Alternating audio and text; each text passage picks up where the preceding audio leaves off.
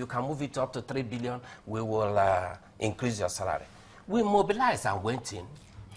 When we got to 3 billion, he moved it to 4 billion. We agreed because we felt that if you are negotiating any salary increase, it will be premised on availability of fund to pay, ability to pay. And as such, we work towards the fund being available so that we can be paid. We have... so that you can ask for increment? Yes. If we don't bring out money, how can we ask for increment? The only thing is that the people that are running the power sector now, they don't believe that they should dialogue with us. Even Echo, where my friend George is from, we have never given them ultimatum before, no threat.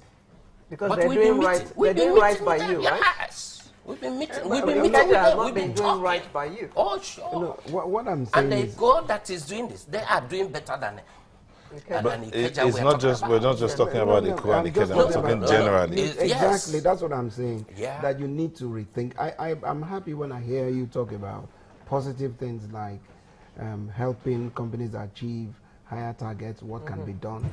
Yeah. Electricity theft is one area we really need you to help us over, because the electricity theft is a singular, most potent threat. If you still want, we give you the strategy to follow it. Electricity theft comes, you know, there's this whole brouhaha about metering or no metering and whatever. Yes. Sadly, when we came on board, the metering program was at best epileptic and all that. So most of us are now having to remeter everybody, and that's a massive undertaking to do. Like Disco, for example, we're trying to remeter over 400,000 consumers, even those who had meters before, because a lot of those prepaid meters have been compromised. So we're trying to move to a smart meter platform, similar, the same technology upon which your telephones run, so that it reduces areas of disagreement, because metering is at the heart. But you wonder why for over, God knows, for decades, people were not fully metered, and these estimated bills was the mode by which people were being billed. When some people still have old generation, first generation meters, you cannot rely on them. Those things were not meters. Colonial meters. You cannot rely on those things because meters themselves have lifespans.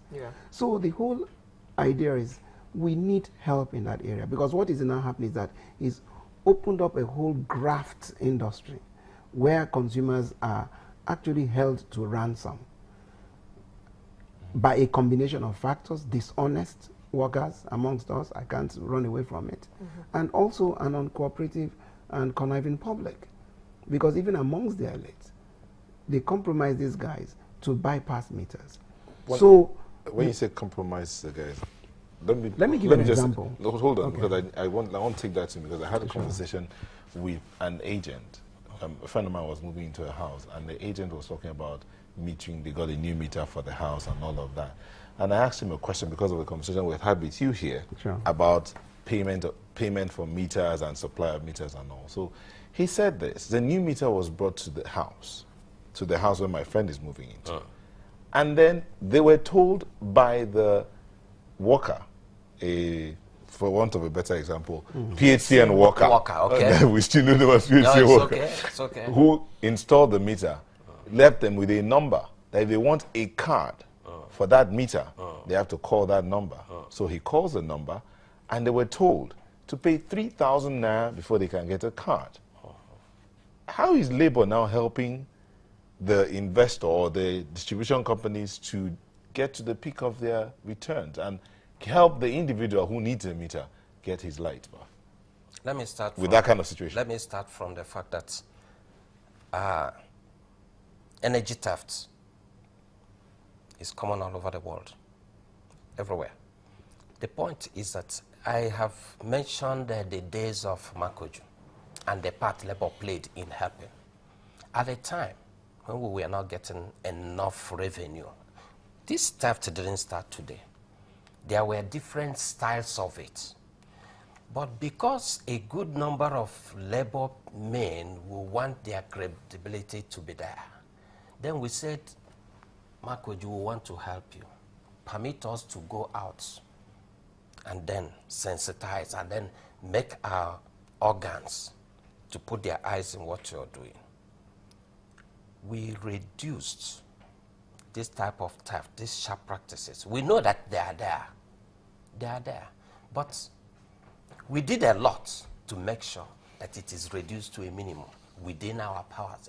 But I cannot tell you that we have all it takes to take away meter theft, energy theft. But the point is this, that the investors, the new investors in the power sector, came with the understanding that they are going to reduce commercial losses, technical losses, and all whatnot.